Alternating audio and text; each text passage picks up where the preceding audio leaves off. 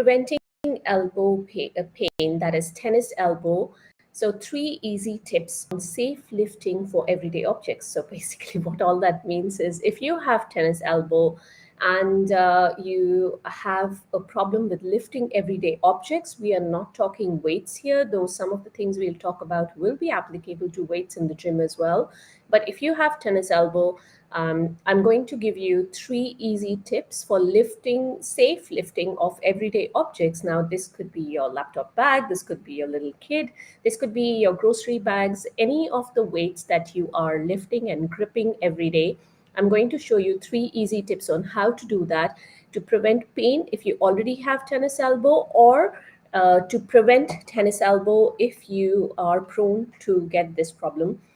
Some people with chronic or recurrent tennis elbow do need these three tips. All right. So, if you're an executive mom, you're dealing with the pressure of work and family and everyday routines like lifting your briefcase, typing, these can exacerbate or exaggerate your tennis elbow pain. However, with a few mindful adjustments, and these are very simple and easy that you can start implementing right now. Now, with these adjustments or these three easy, safe lifting tips, you can protect your elbows and you can prevent or manage your tennis elbow pain. So, before we get into the topic for today, for those of you who don't know me, my name is Swati. I'm an executive mom power coach. I help moms of younger kids who work in high stress executive jobs to manage their spinal, that is back and neck, and nerve pain despite low energy levels and brain fog, or mommy brain as sometimes we call it, that is lack of focus or concentration.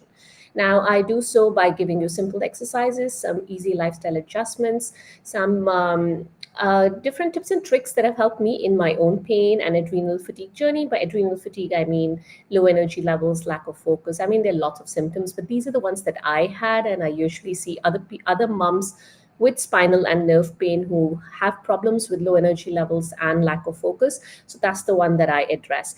And I do all of this without taking away a big chunk of your time because, hey, we're moms, we're busy people, right? So let's get back into prevent tennis elbow or manage tennis elbow with three easy tips to on safe lifting for everyday objects. So the very first thing is that you want to use a neutral grip.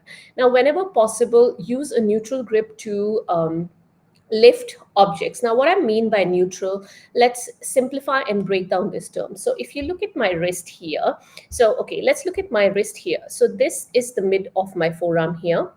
This is my middle of the hand, so somewhat along this finger here in the middle finger. So if I am, say, doing any activity where my wrist is either bent to the right or the left, it is not in neutral. When it is in neutral, this midline of my forearm matches with the midline of my hand here. Similarly, when I am working on, say, I'm typing, I'm working on my keyboard or using my mouse or any activity wherein, if you look at the wrist from side, the hand from sideways, my wrist is bent upwards or downwards. My wrist is not in neutral. This is a neutral position where if you draw a line from the tip of your elbow to the middle of your the wrist as you see it from the side, this should be in line with the length of the little finger here, so the side of the little finger. So this is my wrist in neutral.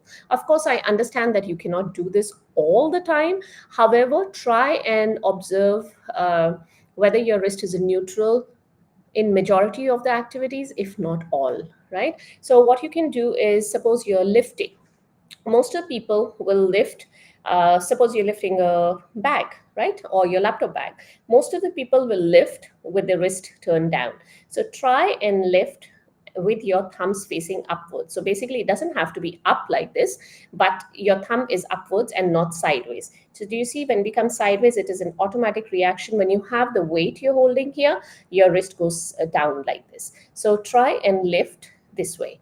So another one is when you are using a keyboard or a mouse, it is a natural tendency of our wrist to be extended upwards. You can take a face towel.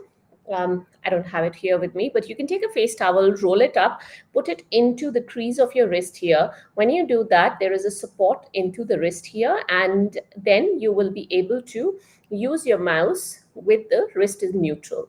You can, of course, it's cumbersome to use a face towel. It'll open up even if you like sort of put it together with tape or whatever you're using, clips, etc. But if you are looking for something that's more permanent solution, I have a keypad that sorry, a wrist support pad that I use. And I also use an ergonomic mouse. So instead of having a mouse where my hand is like this and I am tapping with my fingers, this is an ergonomic mouse where I'm holding it in my hand and I use my thumb and my finger to click. So the right and the left click is here. So if you are interested in the ones that I have used and I recommend to other people, I will leave a link to that keypad and the ergonomic mouse in the description of this video. In the description of the video, I will leave a link to a blog that has all these details. The blog also has more details on what is tennis elbow. It has a free guide for you, which is quite useful. Those who have used it found it pretty good. That's the feedback that I have got. It is a guide on desk ergonomic checklist. It's actually not a guide, sorry, it's a checklist which takes you through these points, how you can set up your workspace to prevent tennis elbow pain or to get relief from tennis elbow. So have a look at it. It's quite a comprehensive one with quite a few tips in it, and it will be in the blog that is in the description of this video. If you're watching me on Instagram, the link will be in my bio. If you can't find it for any reason, let me know and I'll send it across to you. All right, let's come back to number 2.